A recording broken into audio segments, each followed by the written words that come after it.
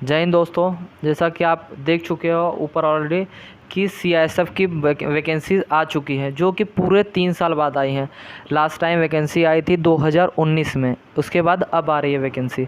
तो उसके बारे में जो भी है पूरा डिटेल में मैं आपको बताता हूँ क्या है, क्योंकि ये ऑलरेडी मेरे में नोटिफिकेशन डाउनलोड है। तो मैं आपको नोटिफिकेशन अच्छे से दिखा देता हूँ क्या है नोटिफिकेशन, क्या क्या है, प्रोसेस क्या रहेंगे इसके, वो देख लेते हैं एक बार। तो चलिए चालू करते हैं। सबसे पहला नोटिफिकेशन ऑन करता हूँ मैं, क्या है नोटिफिकेशन मेरा। ठीक है, ये मेरे नोटिफिकेशन आ गए। अब नोटिफिकेशन चालू करता हूँ मैं, आपको अच्छे से क्या है हर एक बारीकी उसके मैं अच्छे से आपको वाकिफ़ कराता हूँ। सबसे पहला, ये जो रिक्रूटमेंट है वो सब इंस्पेक्टर, स्टेनोग्राफर और हेड कांस्टेबल दोनों के लिए कंबाइंड रूप से आई हुई हैं। जो इसका फॉर्म है वो 26/9/2022 को चालू होगा, और जो लास्ट डेट है इसकी वो है 25/10/2022। तो अब लास्ट डेट का वेट मत कीजिएगा, क्योंकि इसमें क्या होता है, लास्ट डेट पे इनकी वेबसाइट स्लो हो जाती है बहुत, तो फॉर्म नहीं भर पाते हैं लोग। तो बाद में बोलते हैं डेट बढ़ा दो, डेट बढ़ा दो। तो ऐसा मत करना, प्लीज़ ट्राई करना कि पहले फॉर्म भर दो। ठीक है, इसमें चालू करें। सबसे पहला इसका जो फॉर्म होगा ये ऑनलाइन मोड पे ही एक्सेप्ट किया जाएगा। ठीक है, अब बात करते हैं इसमें रिक्रूटमेंट प्रोसेस कैसा रहने वाला, वो मैं आपको बता देता हूँ। सबसे पहला इसमें तो फिज़िकल स्टैंडर्ड टेस्ट यानी पीएसटी होगा। इसके बाद सेकंड आपका डॉक्यूमेंटेशन होगा। इसके बाद आपका रिटन एग्जामिनेशन होगा। इसके बाद स्किल टेस्ट होगा, और देन आफ्टर मेडिकल होगा। और इसके बाद लास्ट में आपकी फाइनल मेरिट आएगी। तो फाइनल मेरिट के आधार पे आपका सिलेक्ट किया जाते हो। ठीक है, अब बात करते हैं, आगे चलते हैं और क्या है इसमें। इसके पे चलते हैं। अब इसके पे स्केल पे बात करते हैं।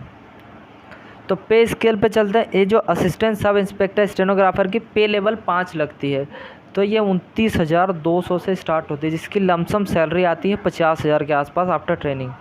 और जो हेड कांस्टेबल मिनिस्ट्रियल की वो लेवल 4 की जॉब है, इसमें 25,500 से स्टार्ट होती है। इसमें ट्रेनिंग के बाद आपको करीबन 45,000 तक पगार आता है आफ्टर ट्रेनिंग। बात करते हैं वैकेंसीज़ के बारे में, तो ये ऑल इंडिया वैकेंसीज़ है, आपको पता है। जो स्टेनोग्राफर की वैकेंसी है वो टोटल 122 है। उसमें मेल की है 94, फीमेल की है 10 और डिपार्टमेंटल की 18। इस प्रकार टोटल 122 पोस्ट हैं इसमें। अब बात करते हैं हेड कांस्टेबल में, तो मेल की टोटल 319 पोस्ट है, जिसमें से और फीमेल की 36 है और डिपार्टमेंटल में 63। इस प्रकार टोटल 418 वैकेंसीज है। ठीक है, टोटल मिला के 418। और इसमें यूआर की कितनी है, एससी की कितनी है, एसटी की, वो भी बता देता हूँ मैं। यूआर की टोटल जो जनरल में है 132 है, एससी की 47 है, एसटी की 23 है, ओबीसी की 86 है, और ईडब्ल्यूएस की भी वैकेंसी है इस बार। तो ईडब्ल्यूएस की 31 है। ये मैं डायरेक्ट मेल के बारे में बता रहा हूँ। तो इस प्रकार टोटल 319 वैकेंसी है डायरेक्ट मेल के लिए। और उसी प्रकार से फीमेल में भी उसी प्रकार से कैटेगरी वाइज दिया उन्होंने, और एलडीसी वालों के लिए भी कैटेगरी वाइज वैकेंसी है। तो इस प्रकार टोटल जो है यूआर की वैकेंसी है 182, और एससी की है 61, एसटी की है 29, और ऐसा आप देख सकते हो टोटल मिला के 418 पोस्ट हैं। अब बात करते हैं इसके एलिजिबिलिटी क्राइटेरिया के। इसमें 10+2 मांगा है, तो 10+2 मांगा है तो 10+2 ही ट्राई करना देने की। ठीक है, इसके बाद बात करते हैं इसमें एज लिमिट क्या मांगा है। एज लिमिट 18 से 25 है जनरल कास्ट के लिए, और जो इसकी जो जनरल कास्ट में है 26/10/1997 के बाद होना चाहिए, और 25/10/2004 के पहले की होनी चाहिए जनरल की। बात करते हैं एससी और एसटी की, तो एससी और एसटी को 5 साल की छूट रहती है, और ओबीसी को टोटल 3 साल की छूट रहती है। और बात करते हैं, आगे चलते हैं, इसके हाइट के बारे में बात करते हैं। फिजिकल स्टैंडर्ड क्या रहने वाला है। तो फिजिकल स्टैंडर्ड में जो जनरल के लिए हाइट है वो 165 सेंटीमीटर चाहिए, और फीमेल के लिए 155 सेंटीमीटर चाहिए। देखो ये जीडी से बहुत अच्छा मौका है। जीडी के बाद जीडी में आपकी ये 170 हाइट चाहिए रहती है, लेकिन इसमें आप 165 सेंटीमीटर से भी काम चला सकते हो। तो ये जीडी में नहीं हो पा रहे हैं वो, उनके लिए बहुत अच्छी वैकेंसी है। अब बात करते हैं इसमें चेस्ट के बारे में।